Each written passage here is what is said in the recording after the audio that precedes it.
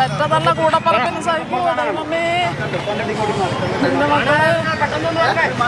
കണ്ടു നിൽക്കാൻ പറ്റാത്തൊരു എങ്ങനെ സഹിക്കും? ആ തള്ള വരുമ്പോ എന്തോ ഇവിടെ അനുഭവം അറിയാമോ? ഇവര് എങ്കിൽ പോലും ഒന്ന് കാണാൻ വേണ്ടി വന്നാലെയോ?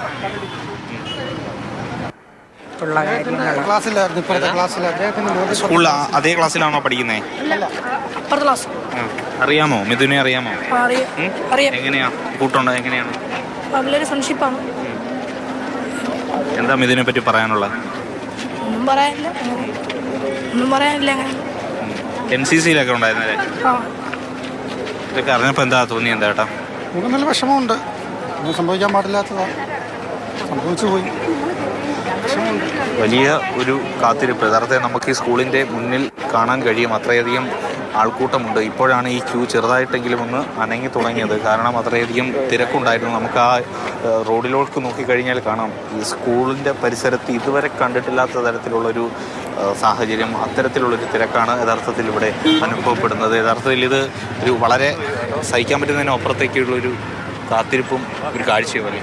തീർച്ചയായിട്ടും വളരെ നമുക്കാർക്കും പ്രതീക്ഷിക്കാൻ പറ്റാത്ത രീതിയിലുള്ളൊരു സംഭവമാണ് നടന്നിരിക്കുന്നത്. അത് വളരെ വേദനാജനകമാണ്.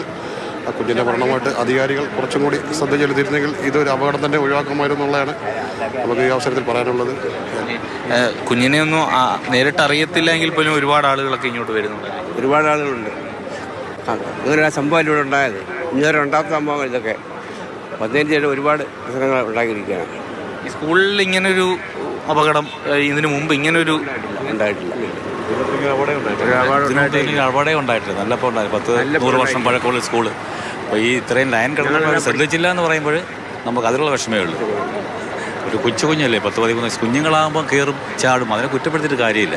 അവരെ നിയന്ത്രിക്കാന്നുള്ള ഇവിടെ PTA ഉണ്ട്, സ്കൂൾ അധികാരികളുണ്ട്. അവരാണ് ചെയ്യേണ്ടത്. അപ്പോൾ അന്ന് സംഭവിച്ച് ഒരു കുഞ്ഞിനെ നമുക്ക് നഷ്ടപ്പെട്ടു. വലിയൊരു സങ്കടമാണ് എല്ലാവർക്കും, വലിയൊരു ദുഃഖമാണല്ലേ? അതെ അതെ. അതെങ്ങനെയാണ് അറിയാമോ? ഫാമിലി ആയിട്ടോ അല്ലെങ്കിൽ കുഞ്ഞിനെയൊക്കെ അറിയാമോ? എന്താണ്? ഇല്ല, ഞാൻ ഈ സ്കൂളിൽ പഠിച്ചൊരു വ്യക്തിയാണ്. ഈ പയ്യനെ എനിക്ക് അത്ര പരിചയമില്ല, പക്ഷേ കളിക്കാനൊക്കെ വരുമെന്ന് കേട്ടിട്ടുണ്ട്. നല്ല കളിക്കാരനാണെന്നൊക്കെ കേട്ടിട്ടുണ്ട്. ഈ സ്കൂളിൽ നേരത്തെ പഠിച്ചിരുന്നതാണോ? എത്ര വർഷം മുമ്പ്? ഞാൻ ഈ തദ്ദേശവാസിയാണ്. ഞാൻ 84-85 കാലഘട്ടങ്ങളിൽ ഇവിടെ SLC കഴിഞ്ഞ് ഇറങ്ങിയതാണ്. സ്വന്തം സ്കൂളിൽ ഇങ്ങനെ ഒരു അവസ്ഥയിൽ എന്താ പറയുക, നമുക്ക് പ്രത്യേകിച്ച് ഇപ്പം പറയാൻ വാക്കുകളൊന്നുമില്ല. വളരെ ദൗർഭാഗ്യകരമായിപ്പോയി എന്ന് പറയാൻ പറയുന്നത്. ഇതിനു മുമ്പ് ഇങ്ങനൊരു കാഴ്ച ഈ സ്കൂളിൽ ഉണ്ടായിട്ടില്ല? തീർച്ചയില്ല. ഇങ്ങനൊരു സംഭവം ഉണ്ടാവുമെന്ന് ഒരു പ്രതീക്ഷയില്ല.